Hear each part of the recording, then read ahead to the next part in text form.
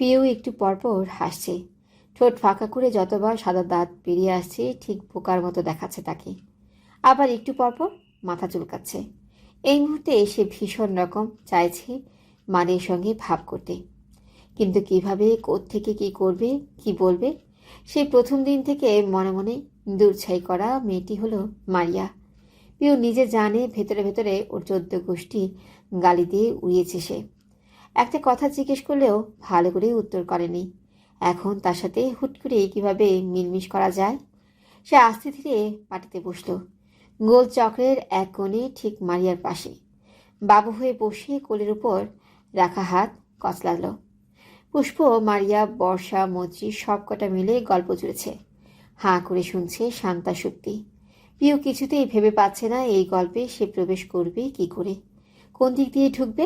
কথা বলার ফাঁকে মারিয়া একবার তাকালো। পিউ আগামাথা না ভেবেই দাঁত বার করে হাসল। উত্তরে মারিয়াও মৃদু হাসে। অনেকক্ষণ পর পিউয়ের মোটা মাথায় বুদ্ধির আবির্ভাব ঘটে। দারুণ ফোন দিয়ে আবিষ্কার করলো সে। আগ বাড়িয়ে টান দিয়ে মারিয়ার হাতখানা আনলো, চোখের সামনে ধরে বলল, একই। আপু, আপনি মেহেদি পরেননি? এ বাবা, হাতটা কেমন খালি খালি লাগছে। মারিয়া অবাক হলো। রীতিমতো কুচকে আসে ভ্রু। পিউ তো ওকে এই দু চোখে দেখতে পায় না। হঠাৎ এত আলাপ। মারিয়ার বিস্মিত চেহারার দিকে চেয়ে পিউর অস্বস্তি হয়। বাউনের কথা গুলিয়ে যায়। ধরে রাখা হাতটা ছাড়বে ছাড়বে করতেই মারিয়া গাল ভরে হাসল। পিউর হাতটা শক্ত করে আগলে বলল, না গো, সবে তো এলাম, তাই পড়িনি। তুমি পড়েছ? দেখি। তারপর রাঙা হাতখানা উল্টে পাল্টে দেখে বলল, বাহ, ভীষণ সুন্দর তো। কে দিয়ে দিয়েছে? পিউ সহজ হলো। মারিয়ার মিশুকে ভাব তার অপ্রস্তুতা উড়িয়ে দিল। ফটাফট বলল, মৈত্রী আপু প্রফেশনাল আর্টিস্ট একদম। মৈত্রী লজ্জা পেয়ে বলল। কি যে বলো না, ছাতার মাথা কি! মারিয়া বলল, না না, সত্যি ভালো হয়েছে। সবাইকে তুমি পড়িয়ে দিয়েছো, তাই না? আমাকেও দেবে? এখনই দেবে? তুমি চাইলে দিতাম। শান্তা বলল, কিন্তু মেহেদি তো সব শেষ। এতগুলো হাত ওই কয়টায় হয়? বর্ষা বলল, শেষ তো কি, আনবো আবার। কে যাবে এত রাতে? বাড়িতে ছেলে অভাব আছে? বেলারকে একটা ডাক দে তো সুপ্তি। সুপ্তি উঠে গেল। এসব ছোট ছোট ডাকাডাকির কাজ সবসময় তার ঘাড়ে পড়ে। পুষ্প দ্বিধাদ্বন্দ্ব নিয়ে বলল, বেলাল যাবে এখন? ও তো দিনেই ঘর থেকে দোকানে যায় না, এই রাতে? কষে একটা ধমক দিলে যাবে। তাছাড়া মারিয়ার কাজ না, শুনলেই ট্যাং ট্যাং করে আগাবে দেখিস। ছোটবেলায় ওকে বিয়ে করতে চাইতো। ভাব একবার, পড়তো ক্লাস 2-তে, সে বিয়ে করবে, তার বড় বোনের বান্ধবীকে। মারিয়া হেসে ফেলল, হাসলো বাকিরাও। মেয়েদের খিলখিল হাসিতে ভরে উঠল কামরা। এরই মধ্যেই ঘরে ঢুকলো বেলাল, শান্তা আর সেই একই ক্লাসে। পরনে রঙিন পাঞ্জাবি আর সাদা পাজামা, মাথায় ছোটখাটো একটা টুপিও জড়িয়েছে বাবার দেখা দেখি। এসেই কর্কশ কণ্ঠে বর্ষাকে বলল, এই, তুই না বউ, এমন জোরে জোরে হাসছিস কেন? লজ্জা শরম নেই? বর্ষা হাসিটা চট করেই মুছে যায়। পর মুহূর্তেই জ্বলে পড়ে বলল, না নেই। তোর কোনো সমস্যা? আমার কি সমস্যা? যখন আম্মু এসে বলবে বুঝবে। যাকগে, প্রচুর ব্যস্ত, ডেকেছিস কেন? বর্ষা মুখ বেঁকিয়ে বলল, ইস, কি ব্যস্ত পাবলিক! ভাবখানা এমন যে সব কাজ ও একাই করেছে। বেলাল দুই ভ্রু কপালে উঠিয়ে বলল, করছি মানে করছিই তো। তোর মতো শাড়ি চুড়ি আর পাউডার মেখে বসে আছি নাকি? একটা কাজও করেছিস? কাল থেকে খেটে মরছি আমি। সুপ্তি পেছন থেকে বলল, ভাইয়া, তুমি মিথ্যা বলো না, তুমি একটা কাজও করোনি। আমি দেখেছি পেছনে উঠোনে বসে আড্ডা দিচ্ছিলে। বেলাল পেছন ঘুরে ধমক দিয়ে বলল, চুপ থাক। কেন ডেকেছিস তাই বল, আমার অনেক কাজ। কয়েকটা মেহেন্দি এনে দে, ফুরিয়ে গেছে। কেন? তোর বর দেবে না আর কত আব্বুর টাকা ধ্বংস করবি? বেলাল কপাল কুঁচকে বলল, এক চড় মারবো। ওরা আস্তে আস্তে অনেক রাত হবে, এনে দে এখন। খলি কাকার দোকান থেকে আনবি, ওনারগুলো ভালো হয়। বেলাল আপত্তি জানিয়ে বলল, পারবো না, নিজেরটা নিজে আন গিয়ে। বর্ষা চেতে গেল। পারবি না? না। আম্মুকে বলবো। বল। বর্ষা হা করতে নিলেই মারিয়া ইশারায় থামিয়ে দিল। কাছে গিয়ে নরম স্বরে বলল, এনে দাও না ভাইয়া, এই দেখো সবাই হাতে মেহেন্দি দিয়েছে, আমারটা বাকি। তুমি না আনলে কে আনবে বলো তো? বেলাল উত্তেজিত হয়ে বলল, ও, তুমি পড়বে? আগে বলবে না আপু, দাঁড়াও, কটা লাগবে? বর্ষা হাহাকার করে বলল, এই, তুই কি আমার ভাই? আমি বললাম মুখের উপর মানা করলো, আর এই মারিয়া বলছে অমনি রাজি। তবে তুই আর মারিয়া আপু এক হলো না কি? তুই সারাক্ষণ আমাকে যে মারগুলো দিস, আপু একটাও দেয়? আর তুই যে ওই দিন খামচে আমার মাংস তুলে ফেললি, তার আগের দিন যে ঘুষি মেরে হাতটা ব্যথা বানালি, তার বেলায় তুই মারতে এসেছিস, তাই মার খেয়েছিস। শক্তিতে পারিস না, আমার কি দোষ? শ্বশুরবাড়ি গিয়ে একটু বেশি বেশি খাবি, না হলে ভাইয়ের সাথে মারামারিতে জিতবি কি করে? বর্ষা নাকে কেঁদে বলল, দেখছিস, তোরা দেখছিস কি রকম করেছে আমার সাথে। আজ বাদে কাল চলে যাব, তখন বুঝবি। বেলাল কাঁধ উঁচিয়ে বলল, কি বুঝবো? উল্টে আমি আরও সময় শুনছি, কখন তুই যাবি আর আমি টুপ করে তোর ঘরটা দখল করব। বর্ষা আবার কিছু বলতে গেলে মারিয়া দুহাত জড়ো করে বলল, ভাই তোরা ঝগড়া থামা, আমাদের মাথা ঘুরছে। আমি ঝগড়া করি না, আমি গুড বয়। আচ্ছা, এখনই যাচ্ছি তবে। এই, আর কারো কিছু লাগবে? আমার শ্রদ্ধেয় বড় আপুগণ, আরও কিছু দরকার হলে বলবেন। কথাটা মজ্জি, পিউ আর পুষ্পর দিকে চেয়ে চেয়ে বলল বেলাল। শান্তা চোখ গুটিয়ে বলল, আমাকে তো জিজ্ঞেস করলি না বেলাল। বেলাল অনীহ কণ্ঠে বলল, তোকে জিজ্ঞেস করবো কেন? তুই তো আর একটা সাক্ষী নিয়ে যা, সর। দেখেছো আব্বু কিভাবে বললো? বলবো না, শয়তান তো একটা। বেলাল বোনের কথা কানে তোলে না, ফেলে দিলে বেরিয়ে যায়। পিউ পুষ্প পুরো দস্তুর উপভোগ করেছে ওদের ঝগড়া। নানা বাড়ি এলেই এটা মনোরঞ্জনের বিষয়। বেলাল বড় হতে না হতেই কোন্দল শুরু। দিনে 36 বার বাঁধবে তাদের বিতর্ক। অথচ দুজনের বয়সের গ্যাপ কিন্তু অনেক। বেলালের প্রস্থান দেখে মারিয়ার চোখ ভরে ওঠে। রৌনকের কথা মনে পড়ল। আজ কতগুলো মাস ভাইটাকে ভাই বলে ডাকে না, এরকম ঝগড়া করে না, খুনসুটি নেই। ভাইয়া তো আসতে যেতে তার মাথায় চাটি মারত, নিজের খাবার খেয়েও হামলে পড়তো ওটার উপর। আর আসবে না সেই দিন, হার না। চোখের জল কোটর ছাড়তেই মোছার চেষ্টা করলো মারিয়া, হলো না, উল্টো গাল ভিজে যায়। বর্ষা তখনই ডাকে, দাঁড়িয়ে কেন, আয় বস। মারিয়া পেছনে ঘোরে না।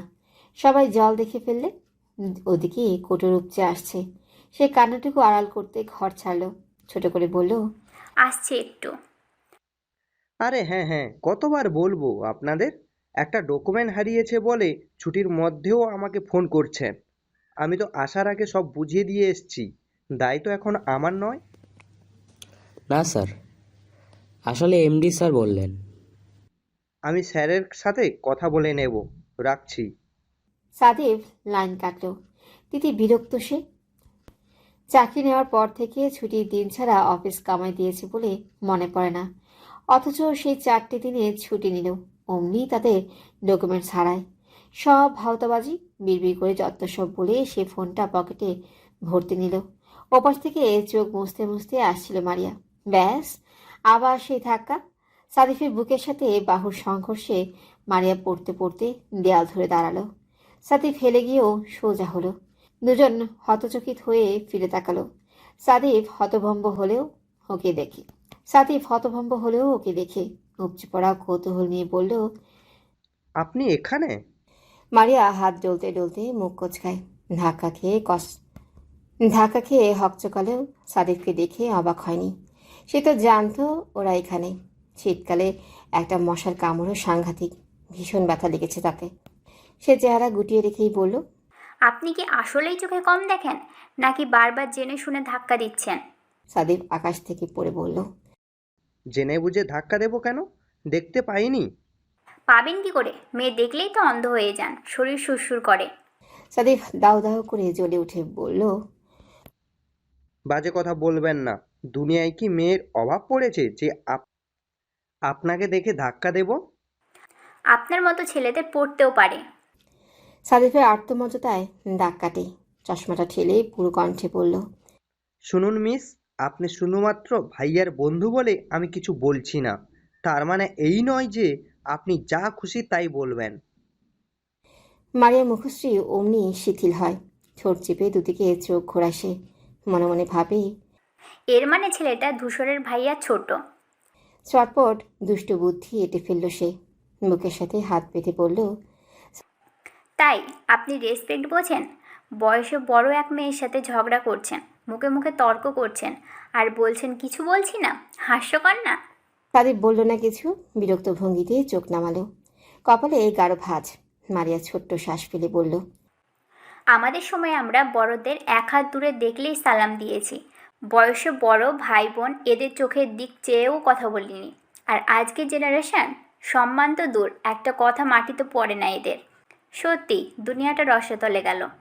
সাদীপ কটমটিয়ে তাকালো, স্পষ্ট জবাবে বলল, সম্মান দিচ্ছি না, কারণ আপনাকে আমার সম্মানের যোগ্য মনে হচ্ছে না। বয়স টমের মতো আর সাইজ জেরির মতো হলে কেউ বা সম্মান দেবে বলুন? আপনি বরং এক কাজ করুন, বাড়ি ফিরে ডজন খানেক হরলিক্স কিনে খান, গ্রোথ ভালো হবে। গায়ে পায়ে বাড়লে আমি না হোক অন্য কেউ সম্মান দিতেও পারে। মারিয়া হতবুদ্ধি হয়ে গেল, অগোছলো পাতা ফেলে বলল, আপনি কিন্তু আমার বডি শেভিং নিয়ে কথা বলছেন। করছি। লজ্জা লাগে না নিজের সিনিয়র একজনের সাথে এভাবে কথা বলতে? সাদীপ সামনে পেছনে মাথা দুলিয়ে বলল, লাগছে। যাকে আমি নিঃসন্দেহে তুলে একটা আছাড় মারতে পারবো, তাকে সিনিয়র ভাবতে ভীষণ লজ্জা লাগছে, বিশ্বাস করুন। মারিয়া হা হা করে ফেলল, এত বড় কথা! আঙ্গুল তুলে বলল, দেখুন। দেখান। আঙ্গুলটা ভেঙে এলো তার। অসভ্য। Same to you. ভেঙচি কেটে চলে গেল মারিয়া। সাদীপ জবরীয় শব্দ করে বলল, এই আপদ এখানে এলো কি করে? মারিয়া ঘন করে মেহেদি পড়েছে হাতে। মৈত্রী প্রচুর ক্লান্ত, সারাটা বিকেল বসে সবাইকে দিয়ে দেওয়ায় পিঠ, ঘাড়, হাতের কবজি সব ব্যথায় একশেষ। সে বিছানায় শোয়ার জন্য উঠতে গেলেই মারিয়া বাধা দিল। কোথায় যাচ্ছ? মৈত্রী ক্লান্ত কণ্ঠে জানালো। একটু শোবো। আর একটু দাঁড়াও। মারিয়া ফোন ওঠায় হাতে, ক্যামেরা খুলে ঘোষণা দেয়, সবাই সবার মেহেদি পড়া হাত এভাবে সামনে মেলে দাও। আমি একটা হাতের ছবি নিই, দিয়ে দিব। পিউ জামার ফুল হাতা গোটালো, যতটুকু মেহেদি পড়েছে ততটুকু বের করে চিৎ করে সামনে বাড়িয়ে দিল। একইভাবে আদেশ মানল বাকিরাও। পুষ্প চ্যাটিং রেখে যোগ দেয়। আগেই গোল হয়ে বসেছিল সবাই। হাতের চক্র তৈরি হলো এখন। মারিয়া দু হাঁটুতে ভর করে বসে ক্যামেরা উঁচুতে ধরল। পিউ হাসি হাসি মুখে বসেছিল। পেতে রাখা রঙিন হাতগুলো কি সুন্দরী না লাগছে দেখতে। সবার হাতের দিকে একবার চোখ বোলায় সে। আচমকা দৃষ্টি গেল শান্তার হাতের তালুতে। ডি লেখাটা দেখেই হতচেতন পিউ। বৃহৎ নেত্রে তাকালে শান্তার মুখের দিকে। তার এদিকে খেয়ালই নেই। উচ্ছ্বসিত ভঙ্গিতে মারিয়ার ক্যামেরার দিকে চেয়ে পিউয়ের চোখ দুটো ভীষণ ক্ষোভে জ্বলে উঠল। দাঁতে পিষে কিছু বলতে চেয়েও থেমে গেল। থমকে উঠে দাঁড়ালো হঠাৎ। কারো ধার না করে শব্দ করে কদম ফেলে ঘর ছাড়ল। সবার মনোযোগ বর্তালো সেদিকে। মারিয়ার ছবি তোলায় ব্যাঘাত ঘটে। পুষ্প বুঝতে না পেরেই বলল, ওর আবার কি হলো? পিউ সিঁড়ি বেয়ে নামতে নামতে চোখ মুছে, দুহাতে জোরে জোরে রয়েছে। অল্পতেই ছিচকাদুনে হয়ে উঠেছে আজকাল। একটুতেই কেঁদে ফেলছে। তার কি দোষ? শান্তা ডি দিয়ে কার নাম লিখেছে সে কি জানে না? ওর সাতকুলে ওই অক্ষর দিয়ে কারো নাম নেই। নিশ্চয়ই ধূসরের নাম। ধূসর ভাই শুধু ওর। তাহলে ওর নাম শান্তা কেন লিখবে? কোন সাহসে? পিওর ইচ্ছে করছিল হাতটা মুছড়ে ভাঙতে, ভদ্র বলে পারল না। আর এতেই যেন তরতর করে কষ্ট বাড়ছে। রাগ প্রকাশ করতে না পারার অনেক জ্বালা। যদি মনের আশ মিটিয়ে শান্তাকে কটা আছাড় মারতে পারত তবেই না শান্তি। প্রথম দিন ঠিক বুঝেছিল তাহলে। এই শান্তা 2 আঙ্গুলের ডাইনিটা তার ধূসর ভাইকে লাইন মারছে। পিউ টুকরে কেঁদে ওঠে। মিনা আমজাদ যে ঘরে থাকছেন সেই ঘর ফাঁকা এখন, সবাই কাজে। পিউ বুঝে শুনেই ঢুকলো ভেতরে। পা দিয়ে দরজা ঠেলে চাপালো। কারোর সাথে কথা বলবে না, কারো চেহারা দেখবে না, পৃথিবী তাকে চায় না। পিউ মনকষ্ট নিয়ে বিছানায় বসে, পায়ে জুতা ছুঁড়ে মারে দূরে, উপর হয়ে শুয়ে পড়ে, বালিশ চেহারায় চেপে কাঁদে, বিড়বিড় করে বলে, শান্তা, তোকে আমি খুন করব বেয়াদব। মিনা বেগম অনেকক্ষণ ধরে পিউকে খেতে রাখছেন, তাও মেয়ের আসার নাম নেই। এদিকে বিয়েবাড়ির এত কাজ, ময়মুনার সাথে হাত মিলিয়ে নিজেও বিশ্রাম পাচ্ছে না। এর মধ্যে আলাদা করে ছেলে মেয়ের খেয়াল রাখা সম্ভব? তাও যদি হয় এমন ধীরি মেয়ে। শ্রান্ত হয়ে চুপ করে গেলেন তিনি। এখন এই মেয়েকে ডেকে মরে গেলেও লাভ নেই। শিকদার পরিবারের সব রক্তই ঘাটতারা। ধূসর বাড়ির সামনে উঠোনে ছিল, পুরুষরা সব সেখানেই। এদিকে রান্নাঘরে বসেছে বিশাল আয়োজন।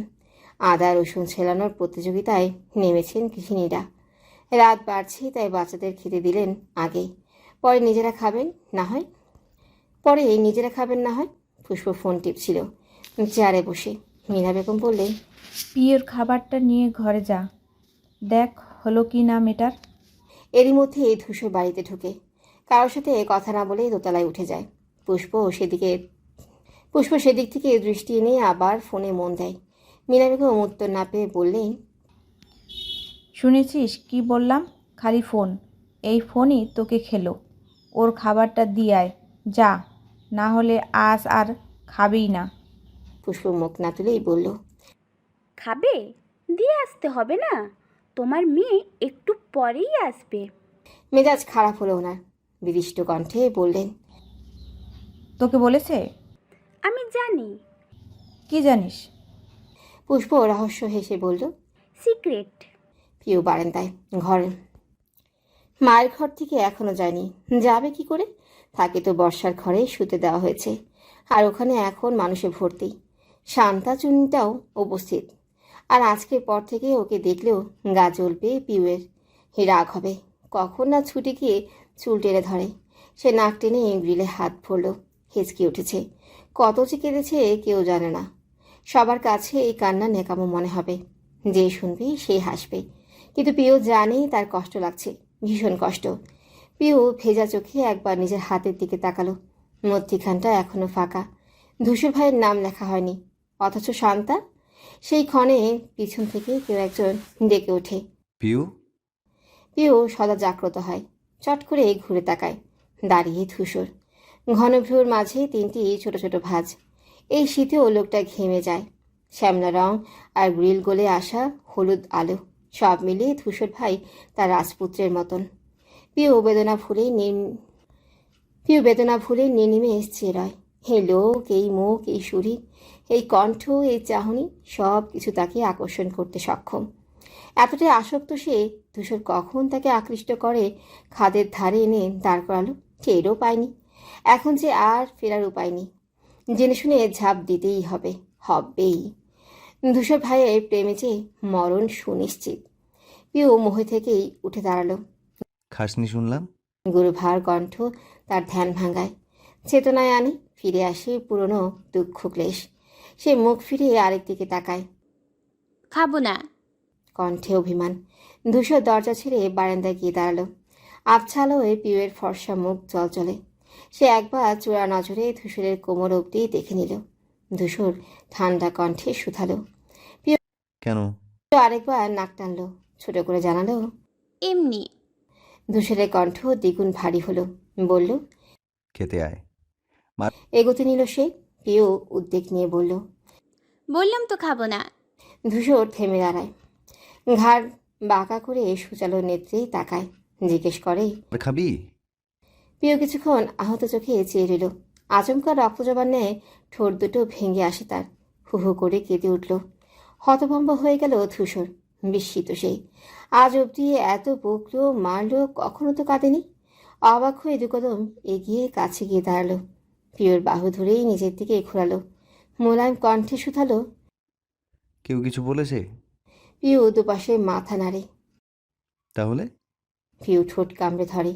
মনে পড়ছে শান্তার হাতের কথা। অন্য মেয়ের হাতে ভালোবাসার মানুষের নাম দেখলেই মাথা ঠিক থাকে। তার অন্তঃপুরের কান্না উগলে এলো, তোলপাড় চলল বক্ষে। আওয়াজবিহীন ক্রন্দনে গাল থেকে গলা এসেছে অশ্রুরা। ধূসর অধৈর্য হয়ে পড়ল। যথাসাধ্য স্থির থেকে বলল, হয়েছে কি বলবি? পিউ হাতের উল্টো পিঠ দিয়ে চোখ মুছল। ফিনফিনে ঠোঁট ক্রমে কাঁপছে। ভেজা কণ্ঠে নালিশ জানালো, শান্তা, ওর হাতে আপনার নাম লিখেছে ধূসর ভাই। ও কেন লিখবে আপনার নাম? আপনার নাম শুধু আমি লিখব, আর কেউই না। পিউয়ের গাল ভেজে চুপচুপে, ঘন পাপড়ি বেয়ে পানি পড়ছে এখনো। দ্রুত বুক কাঁপে, ভেতরটায় ছটফটায়। উদ্গ্রীব ব্যাকুল চোখ দুটো সম্মুখে এই লম্বা চওড়া মানুষটার মুখমণ্ডলে।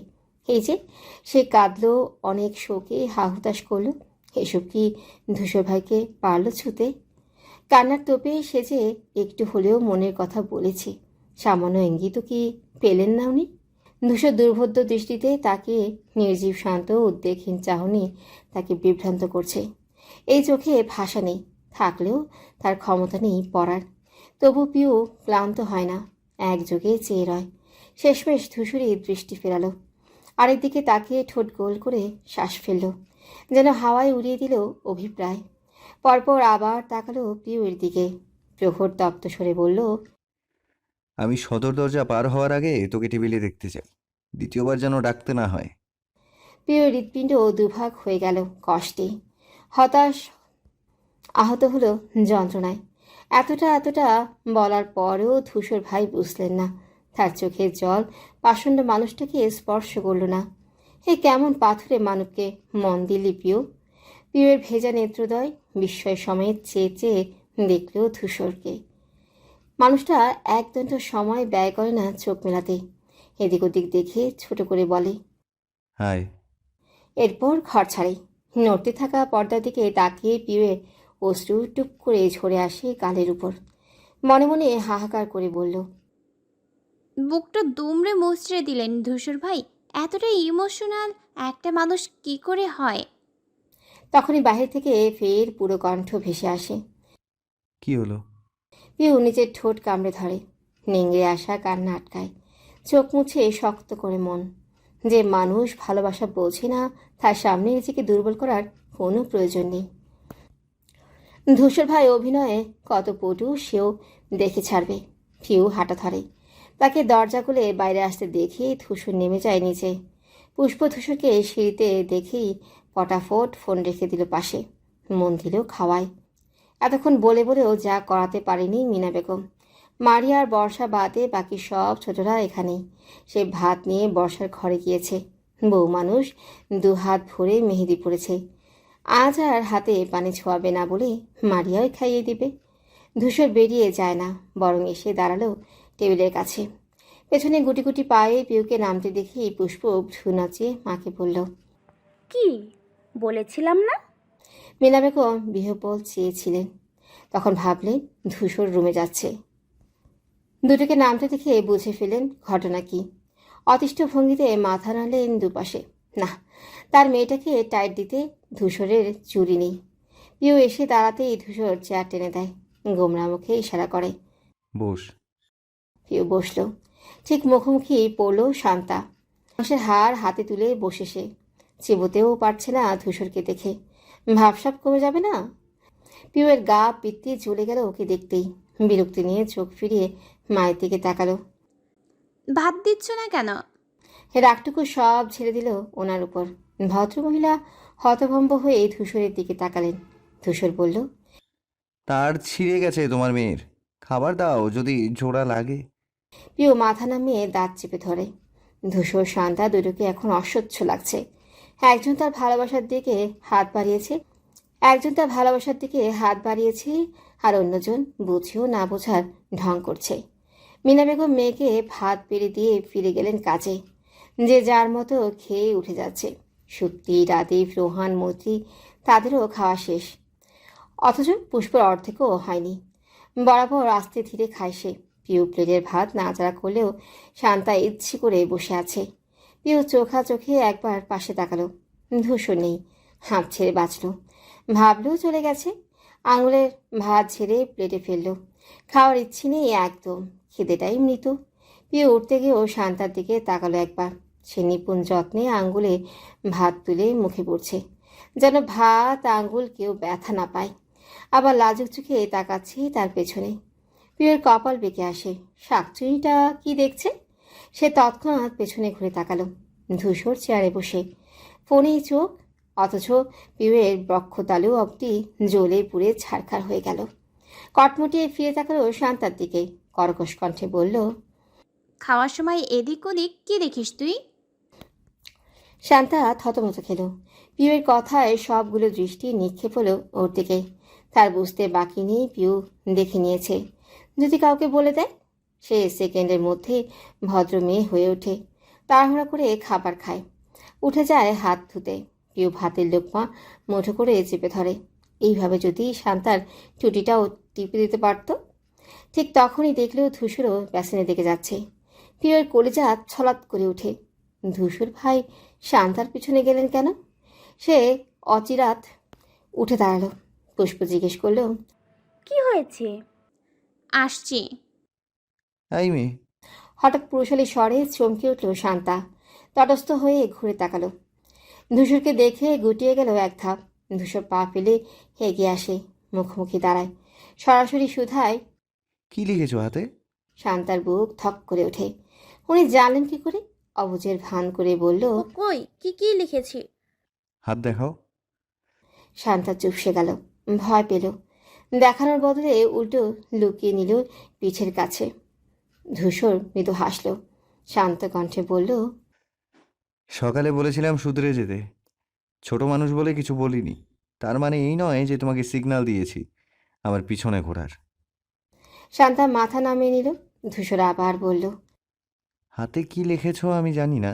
তোমার হাতে যা ইচ্ছে লিখতেই পারো, তবে এতে আমি সংযুক্ত কোনো সামান্য বিষয়ও যদি থাকে, সেটা নিয়ে তো 100 বার মাথা ঘামাবো।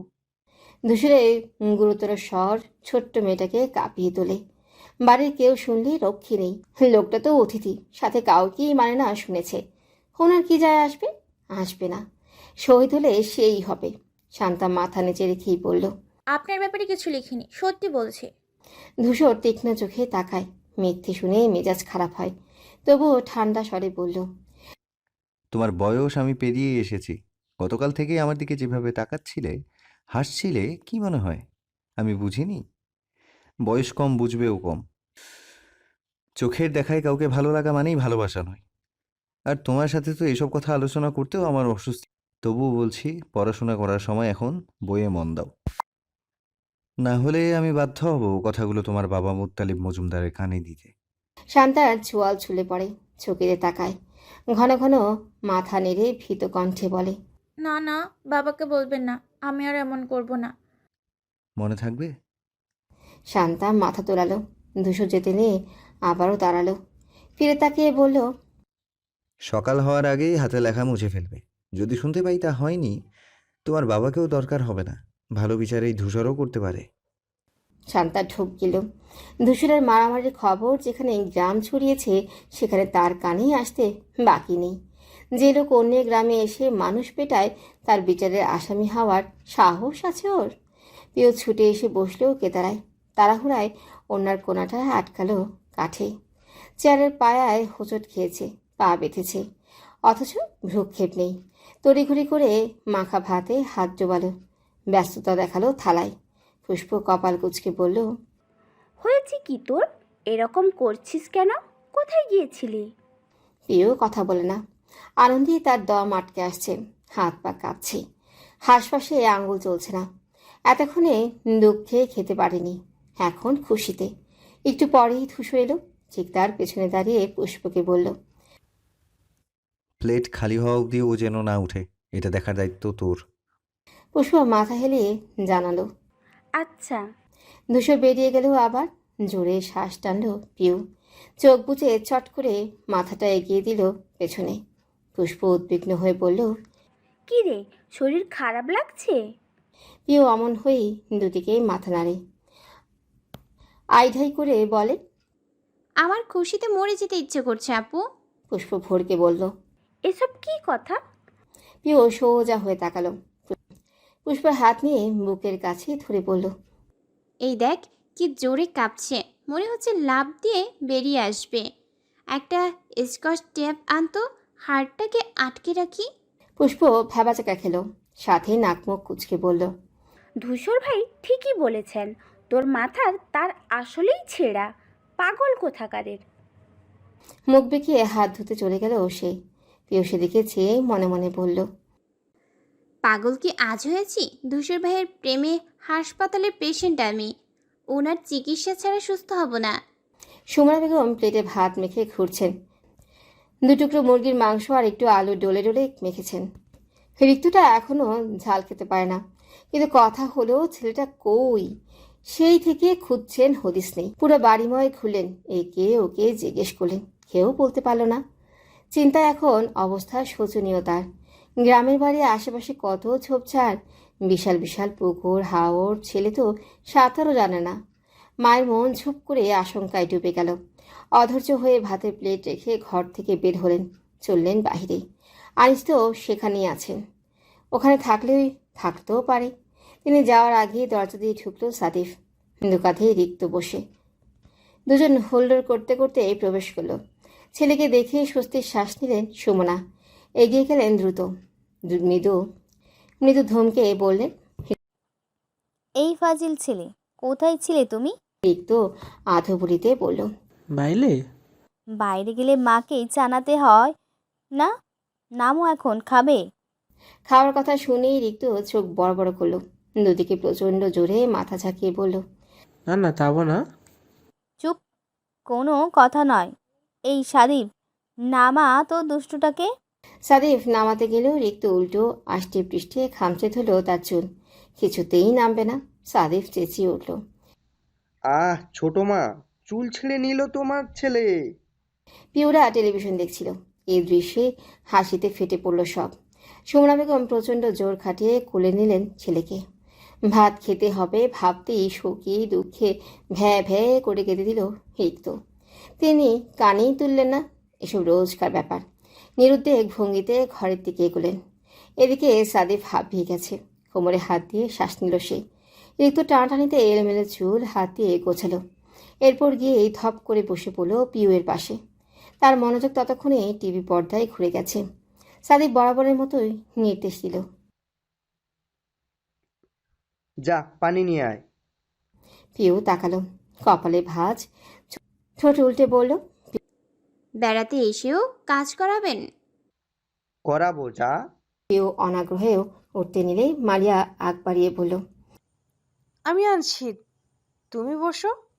পিউ খুশি হয়ে মাথা নাড়ল, আবার ঝটপট বসে গেল। মৈত্রী চঞ্চল পায়ে যায় পানি আনতে। সাদিব অবাক হয়ে চেয়ে থাকলো তার যাওয়ার দিকে। এই মেয়ের ভাবগতি কেমন না? আজ সকাল থেকে দেখছি অকারণে ঘুরছে চারপাশে, কেমন কেমন করে যেন তাকাচ্ছে। যার থেকে এসব আশা করে তার নাম নেই কোথাকার কোন। সে একবার চাইলেও সিরিয়ালে মনোযোগী পিউর দিকে। এর মধ্যেই পানির গ্লাস নিয়ে বাইরে দিল মৈত্রী। সাদিব সহজ সাবলীলভাবে হাতে নেয়, ছোট করে জানায়, থ্যাঙ্কস। তার মধ্যে একটুও দেখল না যে। মৈত্রী আশাহত হলো। হাসি হাসি কোমল চেহারাটা মিয়ে গেল, বলল না কিছু। সুধীর কদমে পূর্বের স্থানে ফিরে গেল পুনরায়। গ্লাসে চুমুক দিতে দিতেই হঠাৎ সিঁড়ির দিকে চোখ পড়ল সাদিফের। মারিয়া নামছে, হাতে এটো থালাবাটি। বর্ষাকে খাইয়ে কেবলই এলো। সে সরাসরি রান্নাঘরে ঢুকেছে। মেয়েটার কথা তো তার মাথাতেই ছিল না। পুরনো প্রশ্নটা মনে জেগে উঠল আবার। এই উটকো ঝামেলা এখানে কেন? ভাইয়া এনেছেন? না না, ভাইয়া মেয়েদের সাথে আনবেন নাকি? সাদিফ কাকে জিজ্ঞেস করবে বুঝে পেল না। পিউ পুষ্প এদের কাছে জানতে চাইলে উল্টো পাল্টো ভাবে। সে আশেপাশে তাকালো, তখনই ত্রস্ত ভঙ্গিতে বাড়িতে ঢুকলো বেলাল। কিচেনের দিকে ছুটতে গেলেই পথ আগলে দাঁড়ায় সাদিফ। ছেলেটা থামলো, ব্যস্ত কণ্ঠে বলল, কিছু বলবেন ভাইয়া? ভীষণ তাড়া আছে আমার। কিসের তাড়া? বাজি ফাটাবো, ম্যাচ বক্স লাগবে। আমাদেরগুলো শিশিরে ভেজে গেছে, জ্বলছে না। আচ্ছা যাবে, আগে বলো তো কালো চুড়িদার পরা মেয়েটিকে। তার ইশারা করা দিকে তাকালো বেলাল। কাউকে দেখতে না পেয়ে বলল, কোন মেয়ে? ও রান্নাঘরে দেখে এসো। বেলাল মাথা নাড়ল। রান্নাঘরে গিয়ে উকি দিল। কালো জামাই শুধুমাত্র। মারিয়াকে দেখিয়ে আবার ফেরত এসে বলল, ওটা তো মারিয়া আপু। নামটা আমিও জানি। কি হয় তোমাদের? আপুর বেস্ট ফ্রেন্ড। হ্যাঁ, সাদিফের ভ্রু উঠে গেল। তবটা খেয়ে বলল, বর্ষার বেস্ট ফ্রেন্ড, মানে ওর সাথে পড়ে। হ্যাঁ কেন? সাদিফ নির্বোধ বনে থাকলো কিছু সময়। এই মেয়ে বর্ষার বয়সী, অথচ তাকে বলেছে ধূসরের বন্ধু। তার মানে বড় সাজার নাটক, যাতে সে বোকার মতো সম্মান দেয়। ভাগ্যিস সে তখন দমে যায়নি, নাহলে মেয়েটা কি মুরগিটাই না বানাতো। বেলাল সাদিফের ভাবুক চেহারা দেখল, ভ্রু নাচিয়ে দুষ্টুমি করে বলল, আপনার কি আপুকে পছন্দ হয়েছে ভাইয়া? সাদিফ চোখ কুঁচকে তাকায়, প্রচণ্ড অনীহা কণ্ঠে বলল। ছে, আমার চয়েস এত বাজে নয়। বেলাল মুখ ছোট করে বলল, এভাবে বলছেন কেন? উনি কিন্তু আমার ক্রাশ। তো আমি তোমাকে কখন বললাম তোমার চয়েস ভালো? বেলাল বাচ্চাদের ন্যায় ঠোঁট ফোলায়। সাদিফ গভীরভাবে ভেবে হঠাৎই বক্র হাসল। ওষ্ঠের এক পাশে সূচালো হলো। মনে মনে বলল, মিস ম্যালেরিয়া, বড় সেজে সম্মান নিতে চাইছেন তাই না? এমন সম্মান দেবো এবার। আমি এখন যাই ভাইয়া। উত্তরে সাদিফ হেসে বেলালের কাঁধে হাত রাখল। ওকে আগলে হাঁটতে হাঁটতে বলল, বেহাল, তোমাকে আমি আরো বাজি কিনে দেব। একটা কাজ করতে পারবে আমার? ডেকোরেশনের সব কাজ শেষ। সবাইকে সাধ্যমতো বোঝানোর ইতি টেনেই পুরুষগণ বাড়িতে ঢুকলেন। ঠান্ডার মধ্যে এতক্ষণ বাইরে থেকে গলা বসে গেছে আফতাবের। ফিরেই 2 কাপ চা সাবার করেছেন, তাও কাজ হলো না। এখনও ফ্যাসফ্যাসে আওয়াজ বের হয়। আর যতবার কথা বলছেন রুবাইদা বেগম হাসছেন ঠোঁট টিপে। মজা পাচ্ছেন তিনি। শেষমেশ আফতাব গোল হলেন, গলা ঠিক না হওয়া অব্দি টু শব্দও করবেন না। এই মহিলা কথা বলো করে কেঁদে কেটে অজ্ঞান হলেও না। সারাদিনে খাটুনি শেষে বিশ্রাম করতে গেলেন রাশিদ, আমজাদ, মুত্তালিব সবাই। অথচ গৃহিণীদের ছুটি নেই। আদা রসুনের পর এবার চলছে মটরশুঁটি বাছাইয়ের কাজ। ময়মুনা খাতুনের খিদে পেট চোচো করছে। মিনা বেগমেরও একই অবস্থা, কিন্তু হাতের কাজ ফেলে জানি বা কী করে। সময়ও তো নেই। ওই বাড়ি থেকে আবার বর্ষার কাপড় চোপড় দিয়ে যাবে। বরের বাড়ির লোক যেহেতু, তাদেরও আপ্যায়নের ব্যবস্থা করার ব্যাপার আছে। প্লেট সাজিয়ে হাজির হলেন রুবাইদা বেগম। ওনার সাংঘাতিক বাতের ব্যথা আছে। তাছাড়া বেশিক্ষণ ঝুঁকে কাজ করতে পারেন না বলে কিছুতেই হাত ছোঁয়াতে দিলেন না মিনা বেগম। নিজেদের বাড়িও দিতে চান না, এমনকি জবা সুমনাকেও না। তার বাপের বাড়ি বেড়াতে এসে জায়রা খাটবে কেন? ওনারা অনেক জোয়াজুরি করেও লাভ হলো না। মিনা বেগম অটল। রুবাইদা এসেই লোকমা তুলে তার সামনে ধরে বললেন, এই নাও আপা, কাজ করতে করতে খেয়ে নাও দেখি। মিনা বেগম চমকে গেলেন, আপ্লুত চোখে চাইলেন। পরপর হেসে মুখে নিলেন ভাত। রুবাইদা বেগম গেলেন ময়মুনা খাতুনের কাছে। একই রকম লোকমা তুলে তার মুখের সামনেও ধরলেন। তিনিও মানা করলেন না, হেসে খেয়ে নিলেন। কাজে লেগে থাকা সবাইকে ঘুরে ঘুরে খাইয়ে দিলেন উনি। ভাত লাগলে আবার নিয়েও এলেন প্লেট ভরে। মিনা বেগম বললেন, এসবের কি দরকার ছিল বলো তো মেজো? রুবাইদা বেগম হাত ধুয়ে এগিয়ে এলেন। নিঃসংকোচে তার মুখটা মুছে দিতে দিতে বললেন, কোনো কাজ তো করতেই দিচ্ছ না, একটু করলে কি হয়? মিনা বেগম ঠোঁট ভরে হাসলেন, এক হাত বাড়িয়ে বললেন, আয় দেখি একটু জড়িয়ে ধরি। রুবাইদা বেগম সাথে সাথে আঁকড়ে ধরলেন তাকে। জবা আর সুমনা মাত্র দাঁড়িয়েছেন এসে। এই দৃশ্য দুজনেই ছুটে এলো। ওপর থেকে যে যেভাবে পারল এক একজনকে আঁকড়ে নিল। 4 জায়ের মেলবন্ধন দেখে উপস্থিত সবার মন প্রাণ চুরিয়ে যায়। শিউলি খাতুন ভীষণ বিস্ময় নিয়ে দেখলেন সব। আর চোখে একবার তাকালেন ময়মুনার পানে। তিনিও তাকিয়েছেন তখন। সাথে সাথেই মাথাটা নামিয়ে নিলেন শিউলি। তাদের 2 জায়ের মধ্যে এত মিল নেই, ধরা বাঁধা সবটাই। ময়মুনা থেকে তিনি উচ্চ বংশের বলেই মনে মনে হিংসে করতেন, দূরত্ব রেখে চলতেন। কত বড় ভুলই না করেছেন। তার ননাসের সাথে জায়েদের কি মিল, কি সখ্যতা! এমন ভালোবাসা দেখলে মনেও শান্তি লাগে। ধূসর খেয়ে বসেছে কেবল। সাদিফও উল্টো পাশে বসে ফোন বের করলো। সারাদিনে সোশ্যাল মিডিয়া ঘাটাহানি। দিনে 1000 খানেক ছবি তুলেছে সে। আপাতত ডিপি পাল্টাবে। সে ফেসবুক অন করতেই হুড়হুড়ে নোটিফিকেশনে ভরে গেল। টুংটুং শব্দে বিরক্ত চোখে চাইল ধূসর। ফোন সাইলেন্ট কর। করছি। আদেশ মানল সাদিফ। তারপর একে একে নোটিফিকেশনগুলো সব ঘাটল। নতুন দুটো ফ্রেন্ড রিকোয়েস্ট এসেছে। চেক করতেই দেখল অবন্তী নাজনীর মৈত্রী নাম দিয়ে এসেছে একটা। সাদিফ প্রোফাইলে ঢুকে মেয়েটি আইডি দেখতে স্ক্রল করে। মৈত্রীর চেহারা দেখে চিনে ফেলল, এটা তো ওরই তোলা ছবি। দুপুরে তুলে দিল না। ক্যাপশনে চোখ যেতেই সাদিফের নেত্র খোলা হয়ে আসে। ক্লিক, প্রিয় মানুষ। সাদিফ তড়িঘড়ি করে ফোন থেকে চোখ তোলে, আশেপাশে তাকায়। মৈত্রীরা গল্পে বিভোর। সে তাকানো মাত্রই আর চোখে মেয়েটা তাকালো। সাদিফ অমনি সরিয়ে আনলো দৃষ্টি, ঢোকিল পরপর। হে মেয়ে কি তাকে নিয়ে উল্টো পাল্টা ভাবছে? হায় হায়, তাহলে তো সর্বনাশ। বসার ঘর আপাতত ছোটদের দখলে। ওদিকে সাউন্ড সিস্টেমও বন্ধ। সারাদিনের ধকল শেষে জিরোচ্ছে। এর মধ্যেই বর্ষা সমেত ওপর থেকে নেমে এলো মারিয়া। প্রত্যেকে একবার একবার দেখে বলল, এ কি বিয়ে বাড়ি এত নেতিয়ে থাকলে হয়? সবাই চুপ করে আছো কেন? সাদিফ ফোনের দিকে চেয়ে আওড়ালো। তো কি বানরের মতো লাফাবে? মারিয়া নাক ফুলিয়ে পড়ল। আমি কি আপনাকে বলেছি আপনি কেন যেচে ঝগড়া করতে চাইছেন? সাদিফ তাকালো, টেনে টেনে বলল, না না আপু, কি যে বলেন! আপনি হলেন সম্মানীয় মুরব্বী, আপনার সাথে ঝগড়া করব আমি? তারপর দু গালে দুটো থাপ্পড় দিয়ে বলল, তবা তবা। বর্ষা ওরা কিছুই বুঝল না। জিজ্ঞাসু চেহারায় তাকায় মারিয়ার দিকে। ধরা পড়ে যাওয়ার আশঙ্কায় কথা কাটাতে সেই ব্যস্ত কণ্ঠে বলল,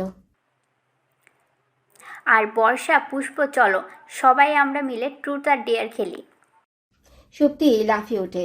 এতক্ষণ সে শান্তা মৈত্রী এক জায়গায় বসে গল্প করছিল। সেখান থেকে লম্বা পায়ে দৌড়ে আসে শুনি। বর্ষাসহ বাকিরাও হৈ হৈ করল। পিউ দুরন্ত পায়ে নেমে এলো নিচে। স্ফূর্ত কণ্ঠে বলল, কি খেলবে সবাই? আমিও খেলবো। Truth dare. খেলবো খেলবো। বর্ষা বলল, কিন্তু বসবো কোথায়? কেন, পার্টিতে? শান্তা বলল। মেয়েদের মাথায় পাটি হাতে ছুটে এলো সে, বিছিয়ে দিল ফ্লোরে। অমনি হুটিপুটি করে বসে গেল সবাই। মাঝখানে বিশাল জায়গা রেখে গোলাকার বানালো। বর্ষা গলা একটু উঁচিয়ে বলল, আপনারা খেলবেন না ভাইয়ারা? পুষ্প পিউয়ের কানের কাছে এসে বলল, বর্ষা জিজ্ঞেস করার লোক পেল না, ধূসর ভাই নাকি খেলবে? তারপর দু বোন ঠোঁট চেপে হাসলো, যেন দারুণ কৌতুক শুনলো আজ। ধূসরে কোচকানো ভ্রু, চোখ ফোনে নিবদ্ধ। উত্তর করলো সাদিফ মিরস কণ্ঠে বলল, বাচ্চাদের খেলা আমরা খেলি না। মারিয়া মুখ ভ্যাংচায়। তখনই কোত্থেকে ছুটে এলেন আনিস। পেছনে সুমনা বেগম। রিক্তকে কেবল ঘুম পাড়িয়ে এলেন। তিনি হন্তদন্ত ভঙ্গিতে বললেন, এই এই কি করছিস রে তোরা?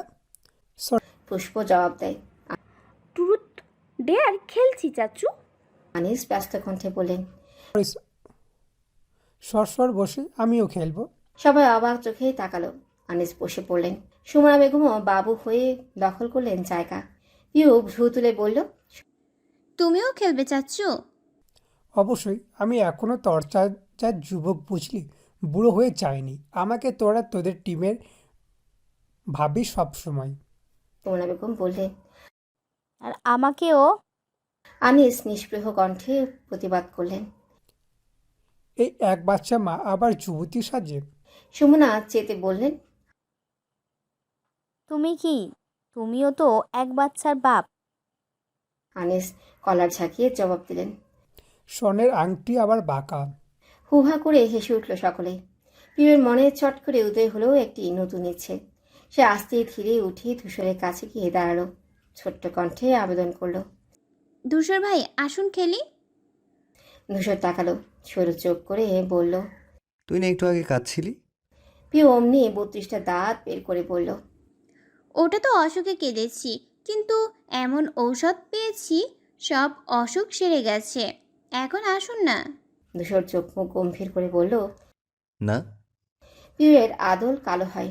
এরপর সাদিফকে বলল, সাদিব ভাইয়া আপনিও খেলবেন না? সেও মাথা নাড়ল। তার দুটো কারণে আপত্তি। এক, মারিয়া প্রস্তাব করেছে, আর দ্বিতীয়, মৈত্রী খেলছে। সাদিফের মন বলছে এই মেয়ের হাবভাব ভালো নয়, জল বেশি দূর গড়াতে দেওয়া ঠিক হবে না। তখন আনিস বললেন, কেন রে, আয় সবাই মিলে খেলি, মজা হবে। ধূসর সাফাদি চলে আয়, ইতিহাস রচনা করব আজ, ফার্স্ট ছেলেরা। পিউ আবার আস্তে করে বলল। ধূসর ভাই প্লিজ। ধূসর দীর্ঘশ্বাস ফেল। ফোন টিপতে থাকা হাত দুটো নিশ্চল হলো। উঠে দাঁড়ালো, ফোন পকেটে ভরল।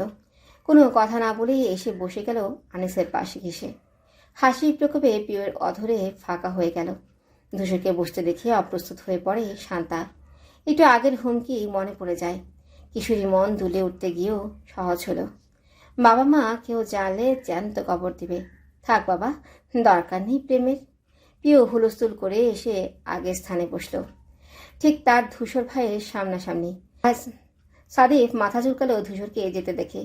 এবার নিজের ইচ্ছে করলেও খেলতে বসান, কিন্তু যে ভাব নিয়েছিল এতক্ষণ, এখন যেচে উঠে গেলে এগোটা কমে যাবে না? কেউ তো ডাকেও না, তার উসখোস বেড়ে আসে। বিড়বি করে বলে, কেউ ডাক, একবার ডাক, ডাক না রে। মুচি তখনই মিহি কণ্ঠে বলল, আপনিও আসুন না। সবাই যখন বসলো, আপনিই বা বাদ যাবেন কেন? অন্য সময় হলে শুনতো না, এই ক্যাপশন দেখতে তো আরই না। অথচ এখন ফটাফট উঠে দাঁড়ালো সে, চকচকে কণ্ঠে বলল, সবাই এত করে যখন বলছে তখন খেলি। মতি জায়গা দিল যাতে ওর পাশে বসে সাদিফ, কিন্তু সে খেয়াল অব্দি করেনি। ঘুরে গিয়ে দাঁড়ালো অন্য পাশে। পিউ পুষ্প পাশাপাশি ছিল। সাদিফ পিউকে বলল, বসবো, সরে বস। পিউ চোখ তুলে বলল, কত জায়গা, এখানেই বসবেন? হ্যাঁ এখানেই, আগে ওই দিকেই। পিউ কিছু বলল না, চুপচাপ সরে গেল। হঠাৎ খেয়াল হলো পুষ্প ছিল তার পাশে। সাদিফ ভাইয়া সরতে বলেছেন কি আপুর পাশে বসবেন দেখে সে দুষ্ট হেসে ভ্রু নাচিয়ে নাচিয়ে বলল, বুঝি বুঝি, সব বুঝি ভাইয়া। কি বুঝেছিস? এই যে এখানে কেন বসলেন? সাদিফ অনিশ্চিত কণ্ঠে বলল। আসলেই বুঝেছিস। পিউ কনফিডেন্স নিয়ে মাথা তোলায়। সাদিফ আরেক দিকে চেয়ে হাসল। মন্ত্রীর মন খারাপ হলো সে না বসায়। তবে একটা বিষয় লক্ষ্য করছে, সাদিফের সাথে পিউয়ের একটু বেশি ভাব। লোকটাকে পেতে গেলেই আগে ওকে ডেঙোতে হবে তাহলে। সুপ্তি কোথ থেকে একটা কাচের বোতল জোগাড় করে এনে মারিয়ার হাতে দিল। সে বোতল নিয়ে বলল, তাহলে এখন এটা এখানে রেখে ঘোরাবো।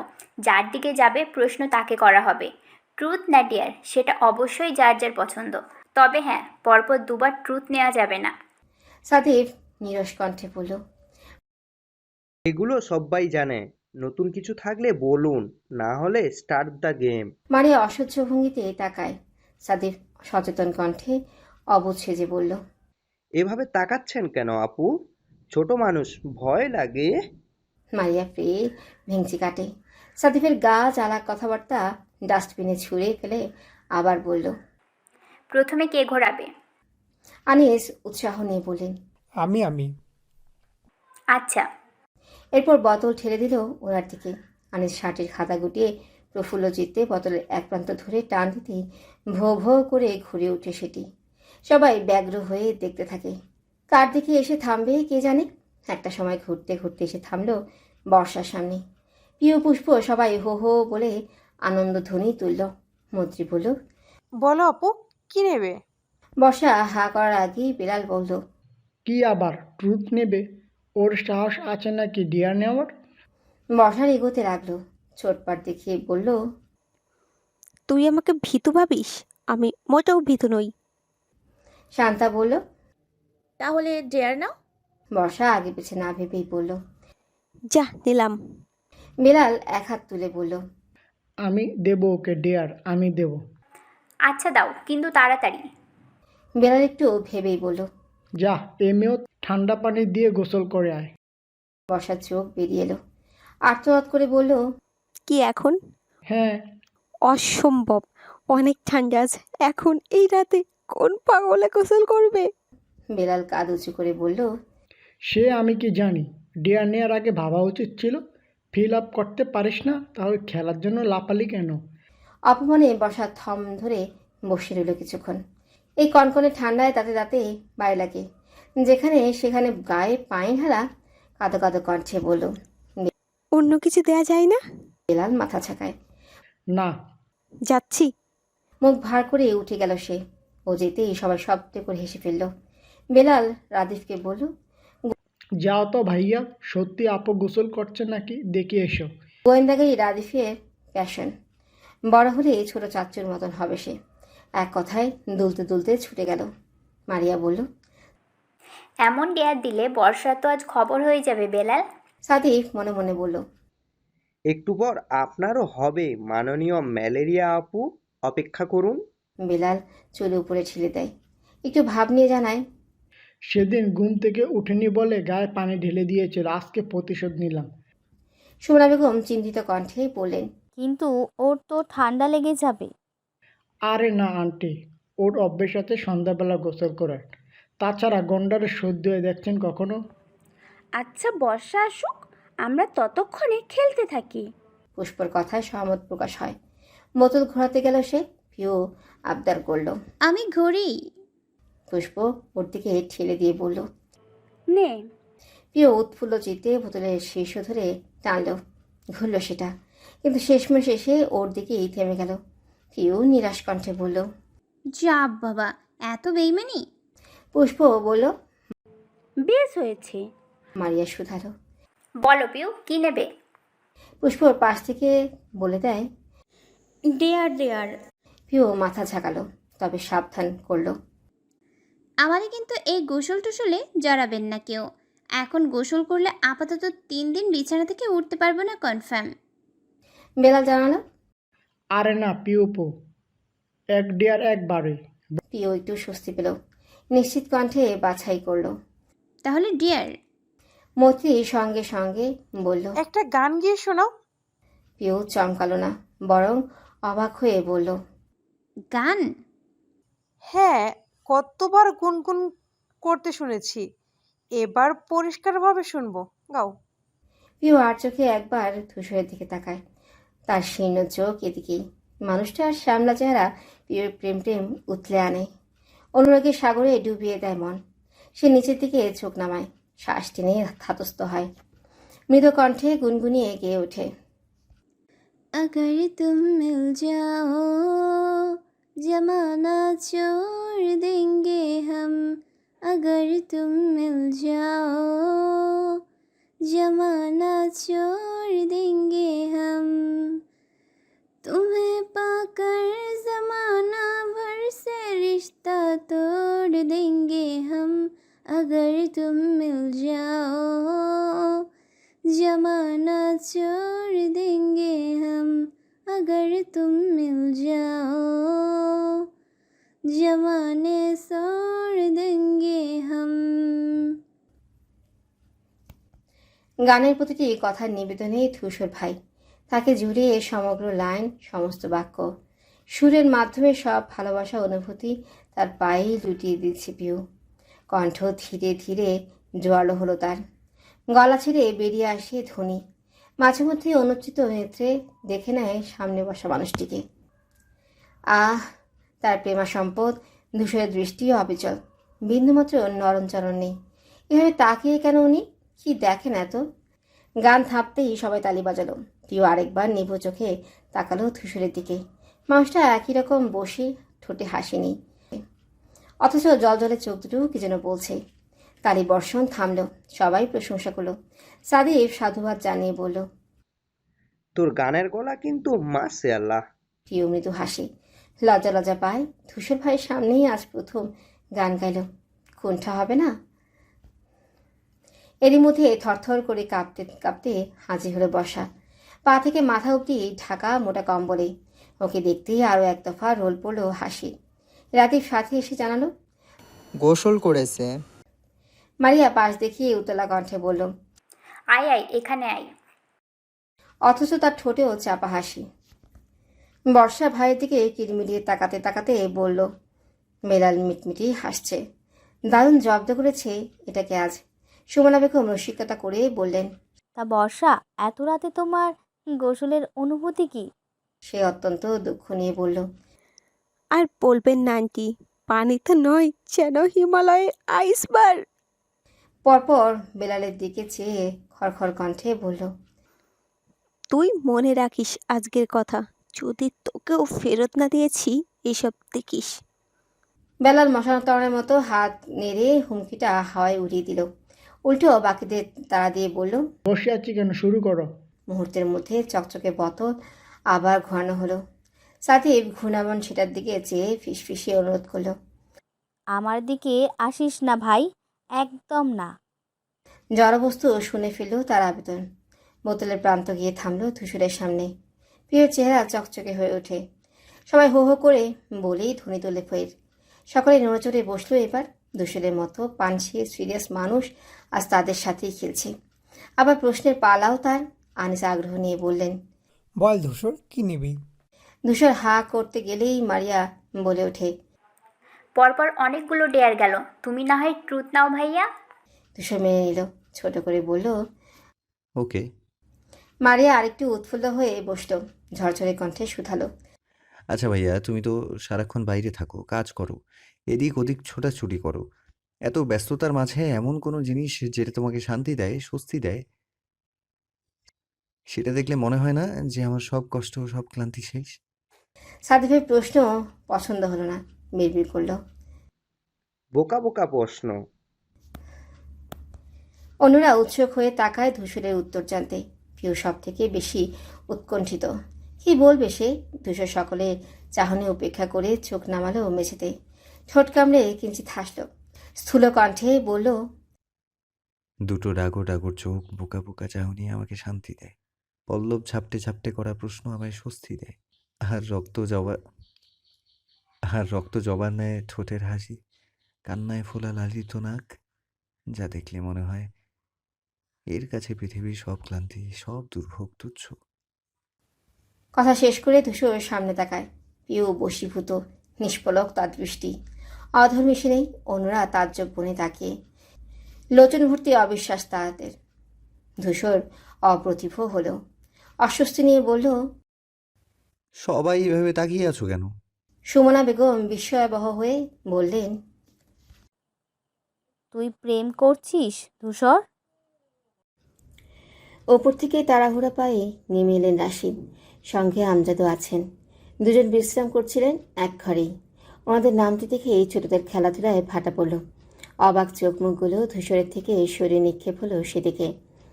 রাশিদ ধৈর্যহীন কণ্ঠে ময়মুনাকে ডাকলেন, পাশাপাশি উচ্চারণ করলেন, আপা, আপা। কাজ ফেলে ছুটে এলেন তারা।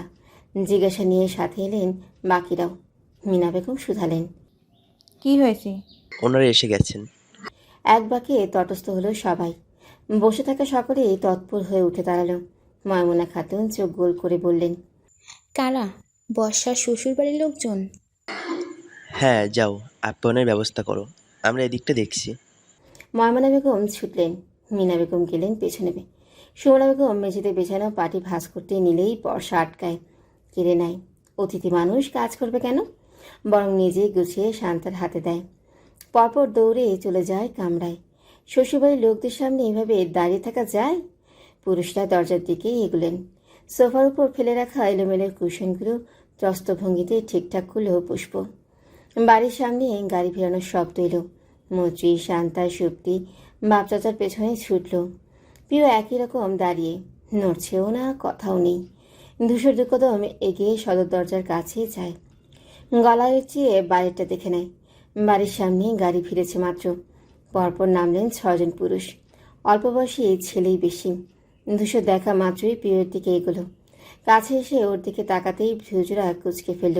মেয়েটা কেমন অবাক চোখে হা করে তাকিয়ে। ধূসর আমলেই নিল না, উল্টো ব্যস্ত ভঙ্গিতে বলল, উপরে যা, ওনারা গেলে নামবি। খড়খড়ে কণ্ঠে প্রিয়ের হেলদোল নেই। তার নির্নিমেষ ও ক্ষিপট এক চুল সরল অব্দি না। ধূসর আশেপাশে সবার দিকে তাকালো একবার, পরপর আসতেই পুরো কণ্ঠে বলল, সমস্যা কি? তাও রা নেই। ধূসরের শৈলপ্রান্ত এক জায়গায় গুছিয়ে এলো। মৃদু ধমকে বলল, কিছু বলেছি না? প্রিয় নড়ে ওঠে সম্বিত ফেরে। ধূসরের তপ্ত চাহনি খেয়াল পড়তে এক ছুটে ত্যাগ করে বসার ঘর। পুষ্পকেও চোখ দিয়ে একই রকম ইশারা করল ধূসর। ভাইয়ের জো হুকুম মানতে কুটি কুটি পায়ে সেও উঠে গেল। মেয়েদের মধ্যে সুপ্তি, শান্তা, মারিয়া, মজি উপস্থিত সেথায়। মিনিটের মধ্যে বসার ঘর ভরে আসে। রাশিদ মোত্তালেব সাদরে সোফায় নিয়ে বসালেন অতিথিদের। শিকদারবারে সবার সাথে পরিচিত করালেন। ধূসরের সঙ্গেও সারা হলো করমর্দন। সাদিফ নেই এখানে, মাত্রই কোথাও একটা গিয়েছে। ছেলের দুলাভাই, নিজের ভাই, বন্ধু আর কাজিন সহ মোট 6 জন এসেছেন। বড় বড় 3টে লাগেজ বয়ে এনেছে সাথে। বর্ষার পা থেকে মাথা অবধি যা প্রয়োজন সব রয়েছে এখানে। 5 মিনিটের মাথায় ময়মুনা বেগম, শিউলি খাতুন, মিনা বেগম হাজির হলেন ট্রে সমেত। এক একজনের হাতে এক একটা ট্রে, তাতে কয়েক আইটেমের খাবার। ওনাদের দেখে সালাম দিলেন বরপক্ষ। বর্ষার দেবর ময়মুনাকে শুধালো। ছেলের দুলাভাই বললেন, ওকে ডাকবেন একটু, দেখা করে যাই। ময়মুনা স্বামীর দিকে তাকালেন। তিনি আবারও দেখলেন আমজাদের দিকে। আমজাদ ইশারা করলেন, বোঝালেন ডাকতে। ময়মুনা খাতুন সুপ্তিকে বললেন, ডেকে আনতো মা। ছুটল মেয়েটা, বর্ষাকে ডাকতে গেল। এই ডাকাডাকির জন্য দিনে অন্তত 25 বার তাকে দৌড়াতে হয়। হত বড় সিঁড়ি ওঠানামা করতে হয়। এতবার ছোটাছুটিতে আজ অবধি মোটা হওয়া হলো না তার, হবেও না। জন্ম থেকে হ্যাংলা পাতলা রয়েই গেল। সুপ্তি একেবারে বর্ষাকে সাথে নিয়ে নেমেছে। মাথায় তার বিশাল ঘুমটা। নরম পায়ে এসে হাত উঁচিয়ে সালাম দিল সবাইকে। অর্ধেক কথায় অস্পষ্ট, চোখ মেঝেতে, কণ্ঠ কাঁপছে কুণ্ঠায়। ছেলের দুলাভাই হেসে বসতে বললেন। বসল সে। জিজ্ঞেস করলেন, কেমন আছেন? বর্ষা কম্পিত স্বরেই জবাব দিল, ভালো। আপনারা? শুরু হলো গল্প। মারিয়া দাঁড়িয়ে এক কোনায়। তার সুন্দর চেহারার দিক একটু পরপর তাকাচ্ছে বরের বন্ধু আরিফ। মারিয়ার খেয়াল পড়ল অনেকক্ষণ পর। প্রথম দফায় গায়ে না মাখলেও আস্তে ধীরে চাউনি জোরালো হলো। মারিয়ার অস্বস্তির সাথে মেজাজ বিগড়াল। এভাবে ক্যাবলার মতো চেয়ে আছে কেন? আশ্চর্য। সে গায়ের ওড়না ঠিকঠাক করলো। কপালে পড়েছে গাঢ় ভাঁজ। আচমকা সেখানে হাজির হলো সাদিফ। আলগোছে একটা প্লাস্টিকের চেয়ার পাতালো ঠিক তার পেছনে। উপরে রাখলো একটা বড় সাইজের পচা টমেটো। এটা সে ভুজুম ভাজুম দিয়ে বেড়ালের থেকে জোগাড় করেছে। সেটা অবশ্য কারণ না জেনেই এনে দিয়েছিল। সাদিফ সচেতন দৃষ্টি চারপাশে বোলালো। না, এদিকে কাউরই মনোযোগ নেই। সে কাজ শেষ করে এসে পাশে দাঁড়ালো মারিয়ার। সে ওকে দেখে ভ্রু কুচকায়। বিপরীতে সাদিফ দাঁত বের করে হাসল। অমনি মুখ বেঁকালো মারিয়া, ভরকালো সাদিফ। সামনে ফিরে বিদিষ্ট হয়ে শ্বাস ফেলে ভাবল, কি মেয়ে রে বাবা। সোফায় তখন গল্পে মুশকুল সবাই। রাশিদ আমজাদ জমিয়ে নিয়েছেন। ছেলের বড় দুলাভাই মোটামুটি বয়সের বলেই আড্ডা বেশ মেতেছে। এরই মধ্যে সাদিফ মারিয়ার পায়ের দিক চেয়ে উঁচু কণ্ঠে বলল, আসলা। মারিয়ার হৃৎপিণ্ড ছলকে ওঠে। সত্যি মিথ্যা দেখার প্রয়োজনই পড়ল না। ওইটুকু শুনেই চিৎকার ছুড়ল। আহ! পরপর ভয় পেয়ে পিছিয়ে যেতে নিলেই চেয়ারটা বাঁধল মারিয়ার।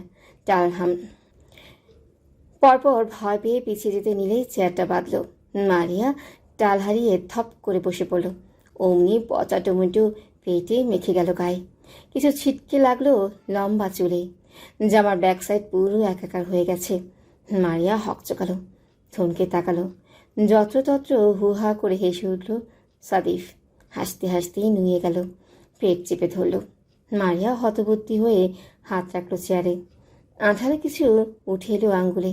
নাকের কাছে ধরতেই পচা গন্ধে কাক গুলিয়ে এলো। মুখভঙ্গি দেখে আরো বেশি করে হেসে ফেলল সাদিফ। মারিয়ার বুঝতে বাকি নেই এসব কার কাজ। কটমট করে তাকালো সে। ইতিমধ্যেই সকলের মনোযোগ পড়েছে এই দিকটায়। সাদিফের আরশোলা কথাটা না শুনলেও মারিয়ার চেঁচানো স্পষ্ট শুনেছে। রাশিদ উদ্বেগ নিয়ে বলল, কি হলো মারিয়া, চেঁচালে কেন? মারিয়ার রাগে দুঃখে কান্না পেল। সে না পারছে উঠতে, না পারছে বসে থাকতে, অথচ দুদিকে মাথা নেড়ে বোঝালো কিছু না। সাদিফ সোজা হয়ে দাঁড়িয়ে তখন ঠোঁট চেপে হাসছে। মাঝে মাঝে শরীর দুলছে। মারিয়া গাঢ় হয়ে বসে থাকে। পরিস্থিতি স্বাভাবিক ভেবে অতিথিদের নিয়ে ব্যস্ত হয় সকলে। সাদিফ সুযোগ বুঝে এগিয়ে এলো একটু। খানিক ঝুঁকি আস্তে করে বলল, মিথ্যে মিথ্যে সিনিয়র সাজলে এরকম সম্মানই তার প্রাপ্য হয়। মিস ম্যালেরিয়া, কি ভেবেছিলেন বয়সে আমার ছোট হয়েও বড় আপু হবেন, ভার্সিটির সিনিয়রদের মতো র্যাগিং করবেন? তারপর সত্যি জবাব নেই আপনার বুদ্ধির, বোকা মেয়ে। আজকের পর সাফিদের সাথে ঝগড়া করতে এলেও কিন্তু 2 বার ভাববেন, কেমন? তারপর বিজয় হেসে সোজা হয়ে দাঁড়ালো। হেঁটে গিয়ে সামিল হলো সভায়। পেছনে মারিয়া অসহায় বনে বসে থাকলো। যতক্ষণ না বসার ঘর খালি হবে এইভাবেই থাকতে হবে। উঠে ঘুরলেই তো দেখে নেবে সবাই, মান ইজ্জত থাকবে কিছু? সে রাতে বর্ষা একা নয়, গোসল তাকেও সারতে হয়েছে। চুলে মেখে যাওয়া পচা টমেটোর রসে শ্যাম্পুও করতে হলো। মারিয়া কাঁপতে কাঁপতে কম্বল মুড়ি দেয়। একঘর মানুষের সামনে এত বড় অপমান! সাদিফের অট্ট হাসি মনে করেই সে পণ করল। এর শোধ আমি তুলবই। প্রিয় বিছানায় বসে ঠোঁট জুড়ে মুচকে হাসি ছোটাছুটি, চোখের সামনে মেলে রাখা ফোনের স্ক্রিন, জল করছে ধূসরের শার্ট প্যান্ট পরা ছবি। এই তো দেয়ালের সাথে হেলান দিয়ে দাঁড়িয়ে, কিছুদিন আগেই আপলোড করেছিল টাইমলাইনে। প্রিয় যে কতবার দেখেছে এটা! উফ, কি মারাত্মক স্টাইল দাঁড়ানোর। মাঝে মধ্যে ধূসরের বুক পকেটে গোজা সানগ্লাসটাকেও ভীষণ হিংসা হয়। ওটাও তার বুকের কাছে জায়গা পায় হাসিয়ে ভেবেই পিউ লজ্জায় দুহাত ভেঙে এলো। কানের কাছে বেজে উঠল একটু আগের কথাগুলো, ধূসরের মন মাতানো হৃদয় জোড়ানো সেই সব অবিশ্বাস্য ধ্বনি। সেই ক্ষণে পিউ তলিয়ে গেল দোটানায়। ধূসর কি ওসব ওকে উদ্দেশ্য করে বলেছে নাকি বলেনি? একবার মনে হলো ওকে বলেনি। যদি বলতেন তবে যার হৃদয়ে এত প্রেম সে কী করে এত নিরুদ্বেগ থাকতে পারে? আবার মনে হচ্ছে ও কি বলেছে, না হলে আর কেই বা আছে ধূসর ভাইয়ের। ওনার পাশে কাউকে ভাবলেই তো প্রিয়ের বুক কাঁপে, বক্ষস্পন্দন বাড়তে বাড়তে পাহাড় ছুল। দুদিকে ঘন ঘন মাথা নেড়ে জোর দিয়ে বলল, না না, উনি আমাকেই বলছেন, আমাকেই। তারপর ঠোঁটের কাছে ফোন এনে ধূসরের ছবিতে দীর্ঘ গভীর চুমু আঁকল পিউ। এই লোকটার প্রেমে পাগল হবে সে। ও ওহ না, হবে কি, হয়েই তো আছে। হঠাৎ পাশ থেকে ফোনের রিংটোন বাজল। টেবিলের উপরে রেখে যাওয়া পুষ্পর ফোন ভাইব্রেট হচ্ছে সমানে। পুষ্প পিউ তাকিয়ে দেখল একবার। বিছানায় বসে স্ক্রিনের ছোট ছোট নাম্বার ঠাউর করা গেল না। পুষ্প ওয়াশরুমে তখন। পিউ বসে থেকেই হাঁক ছুড়ল। তোর ফোন বাজছে। ওপাশ থেকে উত্তরই আসে না, অথচ রিং হচ্ছে এখনো। অজ্ঞাত ব্যক্তি অধৈর্য খুব। পিউ শেষমেশ গা থেকে লেপ সরিয়ে উঠিল, ফোন তুলল হাতে। আনসেভ নাম্বার দেখে বিভ্রমে পড়ল। ধরা কি ঠিক হবে? ভাবতে ভাবতেই কেটে গেল লাইন। সেকেন্ডের মাথায় আবার বাজল। পিউ রিসিভ করলো এবার। কানে গুজে হ্যালো বলার আগেই উৎকণ্ঠিত স্বর ভেসে এলো। কি করছো বিজি? ফোন ধরছিলে না যে? পিউ মুহূর্তের মধ্যেই স্বরটা চিনে ফেল। বিভ্রান্ত হয়ে আরেকবার ফোন সামনে আনলো। পরিষ্কার চোখ বুলিয়ে ফের কানে ঠেকালো। ওপাশের মানুষটা বলল, হ্যালো, শুনতে পাচ্ছ না? হ্যালো। পিউ অনিশ্চিত কণ্ঠে ডাকলো, ইকবাল ভাইয়া। লোকটির কথা বন্ধ। পিনপতন নীরবতা নেমে এলো তৎক্ষণাৎ। হ্যাঁ না বলছে না, কেউ শব্দেও নেই।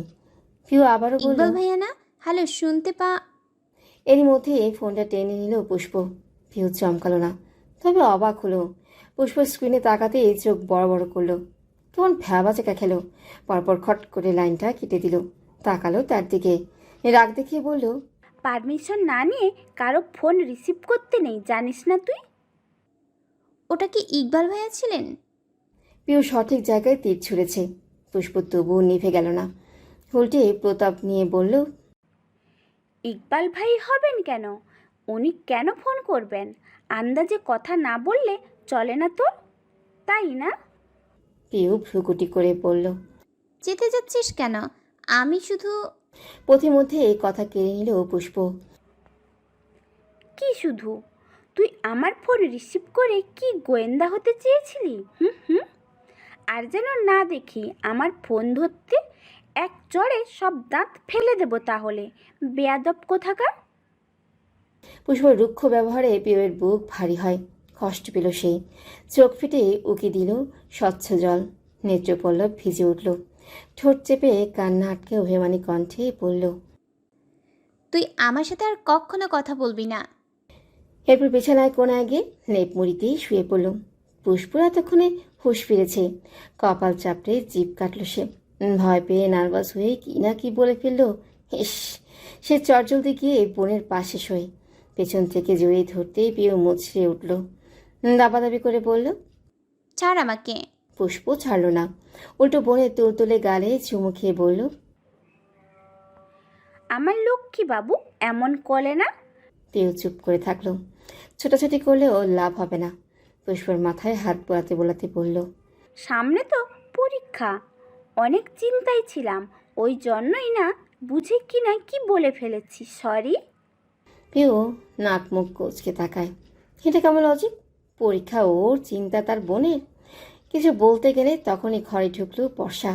লাজুক লাজুক চেহারাটা দেখতেই পিউ কথা গিলে নেয়। বর্ষার বুকের সাথে চেপে রাখা প্যাকেটটায় চোখ পড়ে। সে দৌড় চাপিয়ে এগিয়ে এলো। দুবোন তৎক্ষণাৎ শোয়া থেকে উঠে বসে। পুষ্প শুধালো, প্যাকেটে কি? বর্ষা মাথা নামিয়ে হাসল, মৃদু কণ্ঠে বলল, তোর ভাইয়া পাঠিয়েছে। পিউ এতক্ষণে এই রাগ ঢাক উবে গেল। চোখ বড় করে বলল, তাই কি দিয়েছেন দেখি? বর্ষা প্যাকেট বাড়িয়ে দিল। হাতে নিয়ে উদ্গ্রীব হয়ে খুলল সে। বেরিয়ে এলো টকটকে গোলাপ, রজনীগন্ধা, সাথে একটা লাল পাড়ের কালো শাড়ি। ভেতরে ছোটোখাটো চিঠিও আছে। পিউ হাতে তুলল, অনুমতি চাইল। পরবো? বর্ষা মাথার তোলায়। পিউ ভাঁজ খুলে জোরে জোরে পড়ল, বিয়ের আগে আমার তরফ থেকে পাঠানো প্রথম উপহার। আশা করছি আর আক্ষেপ নেই। আমার মেয়েদের জিনিস কেনার অভিজ্ঞতা নেই, জানি না কেমন লাগবে তোমার, তবুও কিনেছি। এখন আমার মিষ্টি বউটার পছন্দ হলেই শান্তি। পিউ থামল। পুষ্প বুকে হাত দিয়ে বলল, হাই, কি রোমান্টিক। বর্ষা শাড়ির আঁচলটা আঙুলে পেঁচাতে পেঁচাতে বলল, সকালে কথায় কথায় বলেছিলাম আমার একটা প্রেম করা হলো না, এখন তো বিয়ে হয়ে যাচ্ছে, আপনার থেকেও একটা উপহার পেলাম না।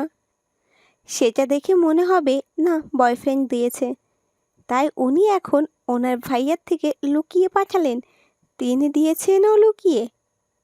পিউ পুষ্প মুখ চাওয়াচাই করলো। আচমকা দুজনে চিৎপটাং হয়ে শুয়ে পড়ল বিছানায়।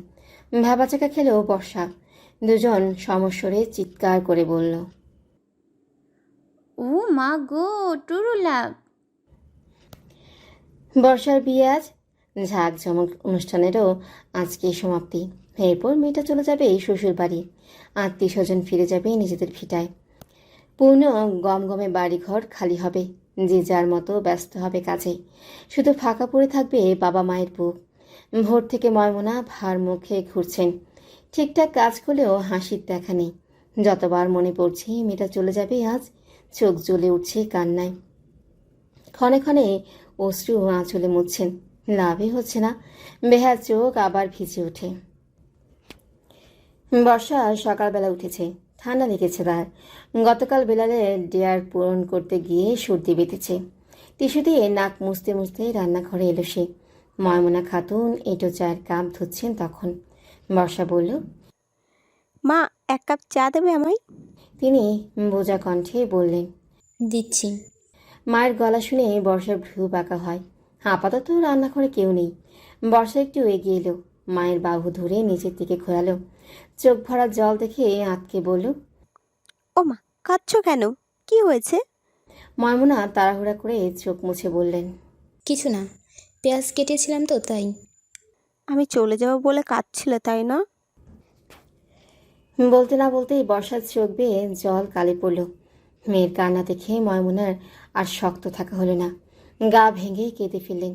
সাথে বুকের সাথে জড়িয়ে ধরলেন ওকে।